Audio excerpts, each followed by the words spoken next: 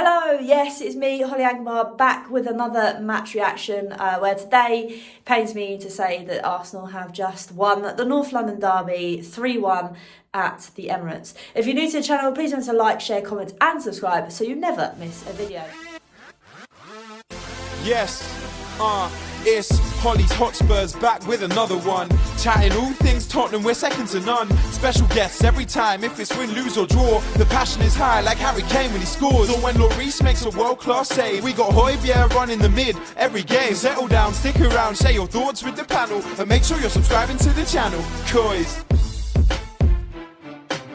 Yeah, it's not the best mood to be in right now, considering Tottenham have just lost 3-1 to Arsenal at the Emirates. I think we were all I think everybody's just psyched for this game. It's one of those games that you can't wait for and then you also dread while it's happening. It's a very strange feeling to have, especially away from home. But sadly today was definitely not our day.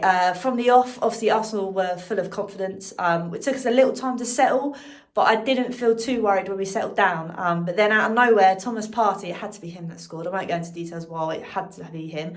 But anyway, he scores, and I must admit, it was a very decent goal. He scores a great goal from outside the box. I don't think there's really much we could have done about it. Maybe closed him down a bit quicker. Close the angle down probably would have been the only advice, but then it's 1-0. But we come back with an instant reply because Richarlison manages to win a penalty after he's literally taken out in the box. Then Kane has the audacity to score his penalty straight down the middle. It was a great feeling. It was lovely jubbly. And since then, I thought we were really getting into our own. I thought we definitely deserved to get back into that game. Half-time comes, it's 1-1. You're feeling a bit more confident that we're away from home and we're level at the break. Then we come straight out and we concede. Hugo Lloris has a bit of a blinder. He goes to obviously save the ball, can't hold on to it. It comes back to him and it slips underneath him. And then Jesus is able to punt it into the back of the net. It was very frustrating because, like I say, I feel like Lloris could have done a lot more to prevent that goal from going in. But nevertheless, Jesus had to get on the score sheet, which I must admit, he was looking very lively today. But like we've always said on Hollie's Hotspurs, that Richarlison and Jesus, they're both very good players for two very different reasons. But Jesus did show his worth today. Then after that, you're thinking 2-1, okay, it's not too bad. We might get back into this, you know. We've still got loads of time left.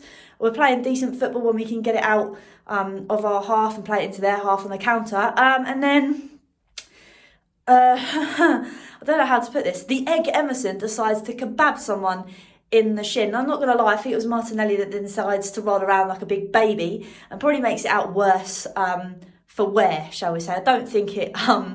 really was a horrible challenge, as in I think when you slow it down, it does look very high and dangerous and reckless, which yes is a red card, but Martinelli definitely makes a meal out of it to convince Anthony Taylor to give him a straight red. I think it's a soft red, but again, if it was on the other foot for Spurs and that happened to us, we'd be calling for a red all day. And then that was pretty much the game dusted. Like I say, I don't think Arsenal did things that they wowed me, but Tottenham also wowed me at points, not throughout. I think Arsenal were obviously full of more confidence than Spurs, but I didn't think it was as far stretched as the scoreline may suggest. It just definitely got stretched when Emerson decided that even though he's spending all this money for a new chamber and doing more weights and spending all this money outside of football, it's clearly not working for him. The only positive from this game is the fact that we won't see him for a couple of weeks because of that red card.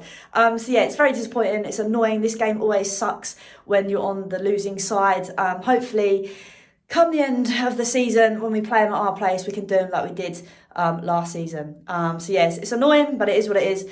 Make sure you tune in tomorrow from the time of 1:30 p.m, where myself, George, Becky and Patrick will be having a therapy session to go over this and exactly what went wrong. I think we're all going to talk about how Emerson is an egg.